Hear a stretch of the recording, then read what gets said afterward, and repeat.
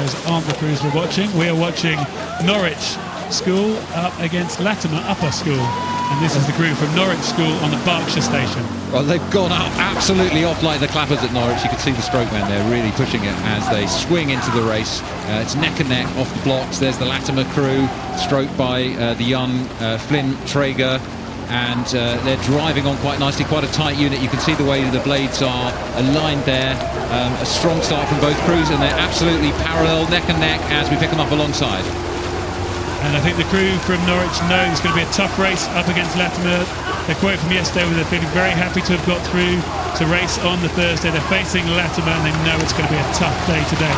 But they're going out of it with real intention to put down a marker. We look at Harry Hook there in the stroke seat, and they're keeping the stroke rate high. They're staying aggressive.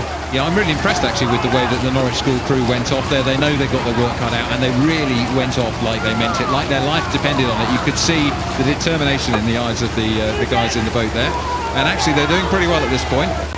They may well have rattled Latymer at this stage. Well, Norwich's crew yesterday went off as hard as they could. They knew this was a match race, and match racing is different. They will have raced each other on 6-lane courses in the past, but this is different. As you could say, you can rattle the opposition, you can get into their head, and I think that's exactly what the Norwich crew is trying to do, but just staying alongside the Latymer crew for as long as possible. Yeah, they said yesterday they tried to get off quickly and hold the other crew, which they did well. They beat St John's University USA by 3 lengths in a time of 7:01. To the barrier they were 1:56, but Latymer yesterday to the barrier were 2 seconds 2 seconds faster. We're just about to pass the barrier there. I think we're just passing it, and this time the 2 seconds difference between the crews has evaporated. So all credit to Norwich School Boat Club taking it to these guys here, Latymer, who are a selected crew in this Princess Elizabeth Challenge Cup. That means they're one of the 10 crews I think that the stewards have picked out as likely to be more successful and spread across the draw. So we look on the right and we see the Norwich crew, and they really need to hang in there now. They've blasted out. They're probably going to be feeling the pain. There'll be plenty of lactic acid in the muscles right now. Angus Toms in the coxswain seat will now have to work with the heads as well as work with the hearts of the crew in front of them as he tells them how many strokes per minute they're doing.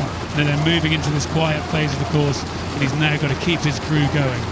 Well, this is turning into a real race, and Norwich, all credit to them, pushing it very, very hard. You can see the strain on the faces.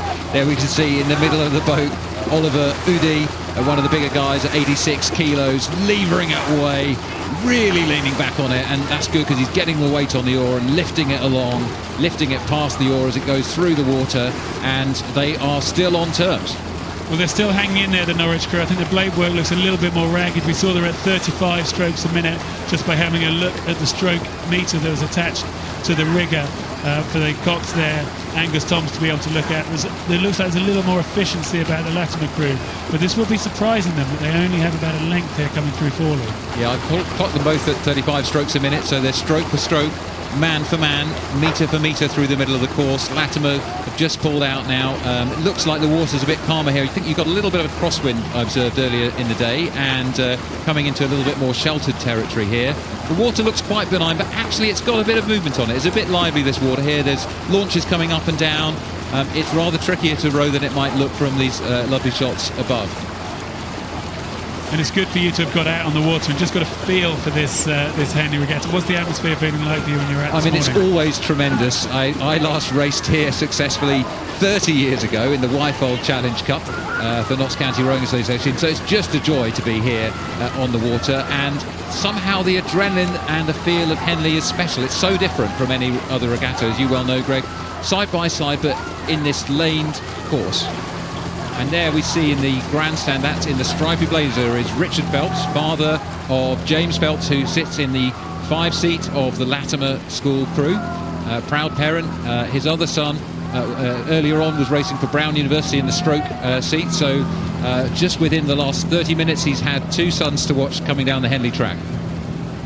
And I think they'll be making him proud in terms of their performance, but I think these Norwich boys should be proud as well of the way they're racing, that they're still hanging in there. They went for it so hard off the start. They were so brave to race that way in a match race, and now they have to pay for it in the last 2 minutes. Yeah, but I mean, you know, if you're racing a crew that you're expecting to be significantly faster, that's the way to do it. Take the race to them, and they really did. I think they rattled them. They held them pretty much to halfway, but now we can see, you know, the debt that they built up there was just a bit too much for the men from Norwich. And you can just see the better connection and length now with the Latymer crew, that they're in a little bit more control, so they can be a little bit more efficient. You see all 8 of the blades just working efficiently, moving the boat. When you see the Norwich crew just come into the shot, they'll just be missing a little bit around the ends, not able to power through the middle, and then just coming a little light and a bit loose at the finish. I mean, you can see the fatigue there, but, you know, I'd rather see a crew at this stage fatigued, having thrown everything in to have a good attack, than to be looking fresh. You really need to have had a go by this point. I think Latymer, you know, they said that approaching the draw, that if they got Norwich, they would be happy, and that can sometimes lead to a bit of complacency, and maybe that was one of the reasons that Norwich were able to surprise them and hold them so well so early in the race. But Latymer now looking confident and composed and relaxed. Their stroke rate has come down a pip or two. That's a stroke a minute or two below the Norwich crew. You'll see the back of Ethan Ward in the bow seat, just doing that job that I think is so important to help with the balance, help with the steering in the bow seat, keep the boat moving along nicely. Looks very smooth now in the Latymer crew, but I totally agree. Hats off to the Norwich crew, who absolutely went for this. They took the challenge right to the Latymer crew for the first half. Yeah, there's the Latymer Cox, Leah Thomas, just urging her crew on. Glance back over her left shoulder to check the margin. She never don't want to feel that they're coming back too soon, but she'll know that they've got a comfortable victory after a bit more of a push at the start for Latymer.